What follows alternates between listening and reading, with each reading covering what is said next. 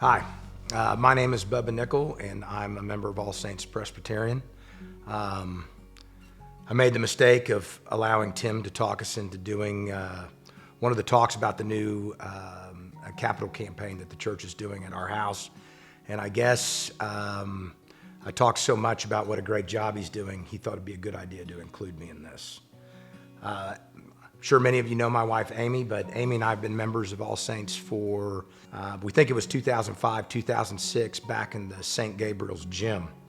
And my opinion at the time was the gym was awesome because I was able to stand up in the back as the church bouncer, never have to sit, and didn't really have to talk to anybody. And I thought the setup was great. It was actually at one of the I think is called All About All Saints, was one of the first times that I actually think that God was talking to me. It was a strange, magical experience. That was back with Bill Boyd and the staff, and Tim was just a little baby back then. And it was really a great place to be. And it was not long after we joined that they started the capital campaign. That is where we go to worship now. Those buildings, it was big, it was ambitious. If I'm being honest, my opinion was it was too much. Had yet to learn the concept of this isn't actually our money that we have. We're simply stewards of it. And then, as fate would have it, and a new job opportunity came up, and we moved the whole family to Sydney, Australia. And what an amazing experience. We pretty quickly found a church home, Anglican Church, Church of England. Beautiful old building in Sydney, not a very large congregation, and great staff. And lo and behold, they started a capital campaign. And again, didn't really think, and the way that I looked at the world, that it made a ton of sense, but watched how they went through that and got to see the results of the capital campaign. But what happened was they successfully implemented the development, and what they did was amazing.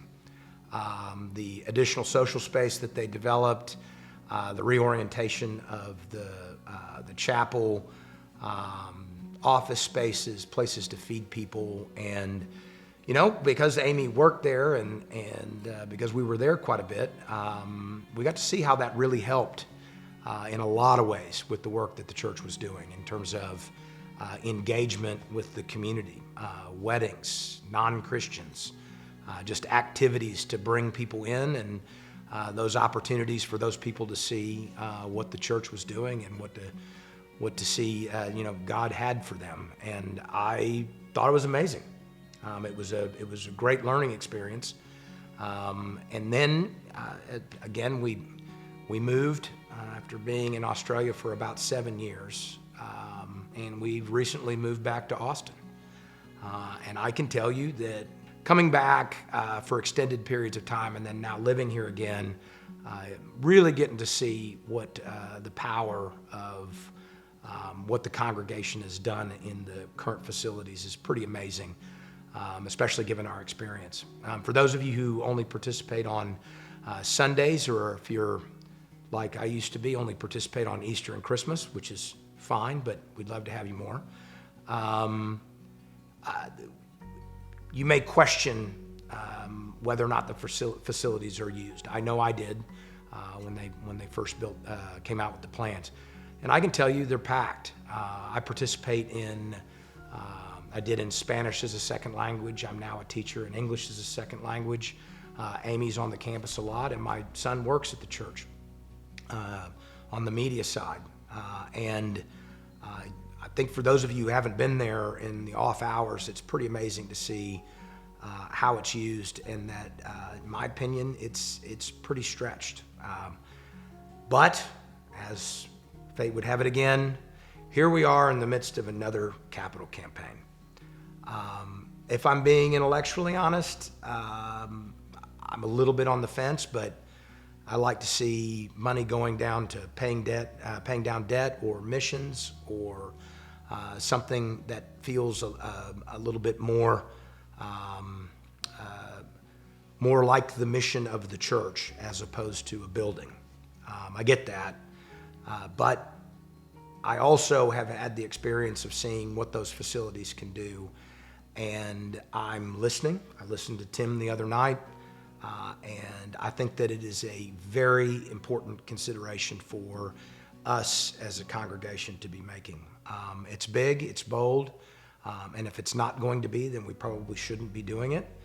And I do believe that we as a congregation will arrive at the right answer, whatever that may be. But what I would ask you, and I think Amy would ask you as well, is to please give it your consideration.